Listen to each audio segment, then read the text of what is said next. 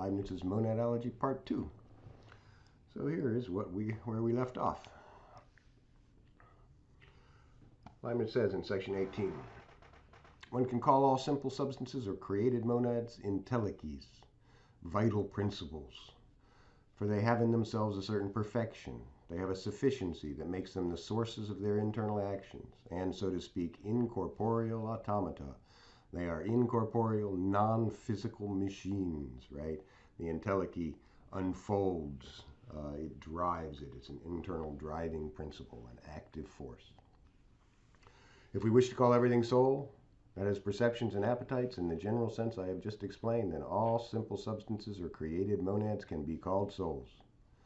So what a monad is a mind, most fundamentally. Now, as he implies, there are different levels of minds, right? Some of which we can deign to call souls, others not so much. So, series of passages. We experience within ourselves a state in which we remember nothing and have no distinct perception. This is similar to when we faint or when we are overwhelmed by a deep dreamless sleep, right? We are perceiving, his claim is, right? But we're not aware of our perceptions, or our perceptions are not distinct or are not clear. In this state, the soul does not differ sensibly from a simple monad, he says. But since this state does not last, and since the soul emerges from it, our soul is something more. So in much of our perceptions, we are like the perceptions of the rock, right? We're unaware of what it is we are perceiving. It does not follow at all that in such a state the simple substance is without any perception. This is not possible for the previous reasons. It cannot perish, and it also cannot subsist without some property, which is nothing other than its perception. Right? It can't stop having perceptions, then it would stop having qualities, it would stop being a thing at all. But when there is a great multitude of small perceptions in which nothing is distinct, we are stupefied. And this is similar to when we continually spin in the same direction several times in succession, from which arises a dizziness that can make us faint and does not allow us to distinguish anything. Death can impart this state to animals for a while. So we spin around, we feel dizzy, we feel confused, right? We become dazed and confused. Our perceptions are unclear, right? And death represents the same sort of fundamental thing, right? When I die, right, I'm still perceiving, but I'm not aware of my perceptions. And since every present state of a simple substance is a natural consequence of its preceding state, the present is pregnant with the future. Right? The entelechy drives it along from perception to perception, right, based on appetite. Therefore, since on being awakened from a stupor, we apperceive our perceptions, I wake up, I come out of the coma. It must be the case that we had some perceptions immediately before, even though we did not apperceive them. For a perception can only come naturally from another perception, as a motion can only come naturally from a motion. Physical causes bring about physical effects. Perceptions, it's only perceptions that can cause other perceptions. So the life of a monad is the motion of perception from one to the other. I know when I awaken that I am aware, self-aware of my perceptions, and I know that I must have been having perceptions immediately before that in order to be the cause of the perceptions that I am having now. From this, he says, we see that if in our perceptions we had nothing distinct, or so to speak, in relief and stronger in flavor, we would always be in a stupor. And this is the state of bare monads. So there's one kind of monad in a hierarchy of monads. We'll return to that in a minute. We also see that nature has given heightened perceptions to animals, from the care that she has taken to furnish them organs that collect several rays of light or several waves of air in order to make them more effectual by bringing them together. Right? Animal perceptions are heightened, are higher than the perceptions of the rock, for example. Memory provides a kind of sequence in souls, which imitates reason, but which must be distinguished from it. We observe that when animals have the perception of something which strikes them, and when they previously had a similar perception of that thing, Then, through a representation in their memory, they expect that which was attached to the thing in the preceding perception and are led to have sensations similar to those that they had before. For example, if we show dogs a stick, they remember the pain that it caused them and they flee. So this is a higher order kind of perception, right? A recollection of past perceptions, memory, which imitates reason but which must be distinguished from it. Right. But even we operate much of the time on memory. So he says, men act like beasts insofar as the sequence of their perceptions results from the principle of memory alone. They resemble the empirical physicians who practice without theory. That's a school of ancient physician who believed in practice, collecting data through practice, not in theorizing about how the body worked. So he says, we are all mere empirics in 3/4 of our actions. For example, when we expect that the day will dawn tomorrow, we act like an empiric, because until now it has always been thus. Only the astronomer judges this by reason.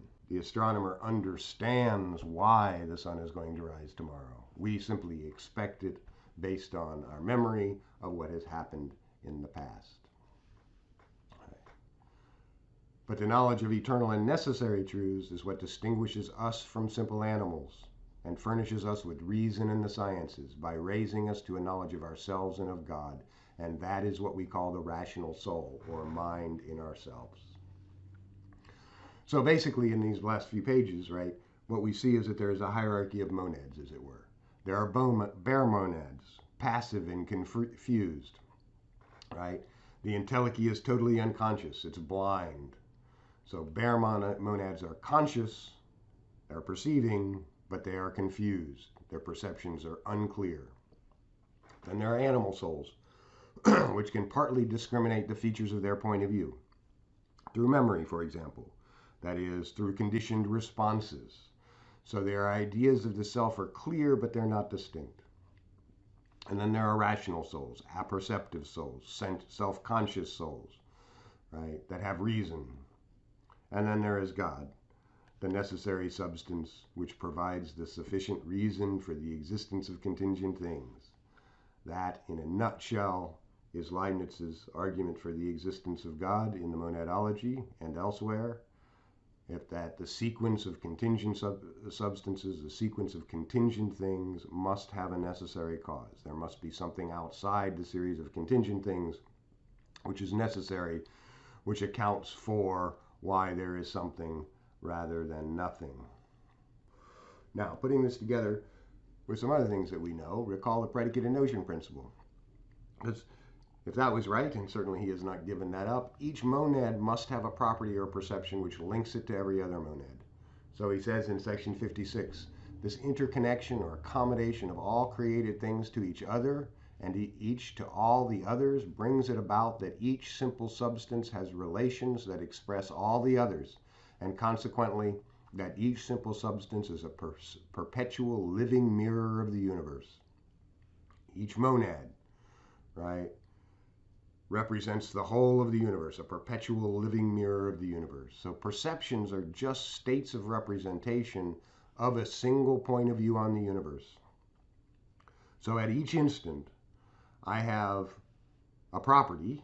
What are those properties? Perceptions, which are representations from my point of view on everything else in the universe. So there's a fundamental sense in which each monad is a world unto itself. And if I added up all monads' perceptions, I would have all possible points of view on the whole. But because of our confusion, we misperceive aggregates of monads as corporeal things. So, just as with Spinoza, I have an idea of my body and its parts. But unlike Spinoza, Leibniz rejects the idea that really there are any bodies at all. So corporeal things are just what he calls a phenomena bene fundata, a well-grounded phenomena. So too are space and time. So these are all ultimately, metaphysically, reducible to the perceptions of monads. So for Leibniz, ultimately there are no bodies. There are only monads and their perceptions. That is, there are only minds. and the ideas in minds. But although each created monad represents the whole universe, it more distinctly represents the body which is particularly affected by it and whose entelechy it constitutes. So it's the point of view from this body and from all the parts of this body. So just as this body expresses the whole universe through the interconnection of all matter in the plenum, the soul also represents the whole universe by representing this body which belongs to it in a particular way. So the body belonging to a monad, which is the entelechy or the soul of that body, together with an entelechy constitutes what may be called a living being, and together with a soul constitutes what is an animal. What we are collections or aggregates of monads, right? Infinite numbers of points of view from every bit of our body, with a dominant monad, our mind, our soul, our entelechy, guiding the unfolding of those other monads, in control of the unfolding of those other monads. So each monad has a distinct degree of confusion, which changes as its history unfolds. And of course, its history is the history of the universe unfolding from its point of view. So given that monads have no windows, they can't interact. So how do monads all reflect a point of view which lead to our well-ordered, because there's anything that's striking about our perceptions of the world is that it is the perceptions of an orderly world. What is it that organizes those? What is it, how do monads reflect a point of view which lead to our well-ordered misperceptions of the world as composed of physical substances? That's the misperception. And the answer here is what he calls the principle of pre-established harmony, or elsewhere he calls the hypothesis of concomitance. And here too, this will sound familiar. In the beginning, God created all monads in this way, and only those which reflected the world as he wished it to be. And then it runs on from there, each monad having an entelechy, an end or a final cause programmed into it and furthered by its appetite. So God created the monad, which is my dominant monad, the dominant monad of this physical structure, this aggregate of monads, right? And it unfolds through time. It is like a little clock that keeps the time of the universe. And as each tick, it changes its properties in relation to the change in everything else in the universe, all in accordance with pre-established harmony. So notice that this idea also serves as a response to the interaction problem, although strictly that isn't a problem for Leibniz given his idealism, right? Strictly speaking, Leibniz doesn't think there are any bodies. There are, again, phenomena bona fidata. But we can speak with the vulgar, who assume that dualism is true, and then pre-established harmony offers an answer to that as well. We can imagine the physical world and the mental world wound up like clocks, right? And they are simply unwinding as history unfolds. We could compare this with another view, which is the view of Malebranche, which is known as occasionalism. Another form of non-interactionism as a response to the interaction problem in dualism. According to Malebranche, God is the sole cause of all that happens. So occasionalism argues that when an event occurs in the body, that serves as the occasion for God to act and give rise to an event in the mind. I drop a stone on my foot. That causes God, gives God the occasion to cause me to feel pain. And my feeling pain serves as the occasion for God to change a cause in the physical world. Now, God doesn't do this bit by bit. He does it in accordance with natural law, right? So there are laws of the bodies that govern bodies and laws that govern minds. But basically, right, occasionalism holds that the only true cause is God, a view that Malebranche, who was a Roman Catholic priest, believed was the only one that was consistent with God's glory. Interesting dispute and back and forth between Leibniz, who argued against the occasionalists. Leibniz argues that the occasionalists cause God to do too much work, which is against his glory. I think that's a mistaken criticism on the part of Leibniz, but you can see why he might have argued it. Right? So, pre-established harmony. Leibniz says, according to the system of pre-established harmony, bodies act as if there were no souls, although this is impossible, and souls act as if there were no bodies, and both act as if each influenced the other. They act as if they do, but they in fact do not influence each other. So this brings us to a sort of place where I want to step back a little bit from Spinoza and Leibniz and ask some questions about rationalism and empiricism, which is going to serve as a kind of segue into John Locke, who we will start into with the next lecture. So look, both Spinoza and Leibniz are committed to the claim that the order of thought contains the whole of what there is. If I simply unpacked the order of ideas, the order of thinking, it would mirror the whole of what exists. For Spinoza, the order of thought is, of course, God's ideas. And if God's ideas are all that there is and all that there could be, right? For Leibniz, God has all possible notions in his head as ideas, some of which he makes actual, right? He holds all possible worlds in front of him, and then he decides to create those which are in accord with the best. But this is a bizarre idea, right? That simply by unpacking the order of ideas, we could come to know all truths. It's implicit in the idea of Spinoza's conception of the point of view sub specie aeternitatis. It's implicit in the notion of Leibniz's idea that all truths are analytic truths. All we have to do is unpack them. And of course, those analytic truths will include some connection to everything in the universe. So this rather bizarre position is actually central to rationalism, because really the fundamental idea is that concepts contain all truths. Concepts contain all there is to know. All we need to do is unpack concepts, right? Lockean empiricism, on the other hand, holds that all concepts refer back to sensations, to external stimuli.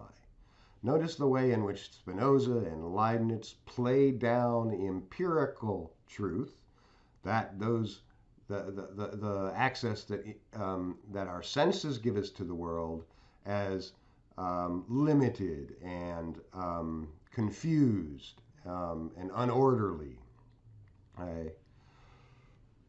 But this is exactly the view of the empiricist.